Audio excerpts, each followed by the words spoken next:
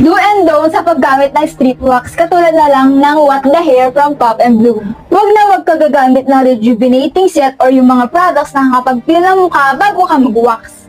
Let your skin rest muna bago ka mag-wax at after ka mag-wax. Before mo siya gamitin sa ibang part ng body mo, is mag-exfoliate ka muna bago ka gumamit. Bago mo i-apply yung strip wax sa iyong balat, is make sure mo na dry yung iyong balat o kaya maglagay ka ng powder para mas kumapit yung strip wax. Wag na wag kang mag-wax kung may sugat ka or may open wounds. Wag mo muna lagyan ng any lotion or moisturizer bago ka mag-wax. Pero, make sure na maglagay ka ng sunflower oil or any moisturizer sa iyong balat after ka mag-wax.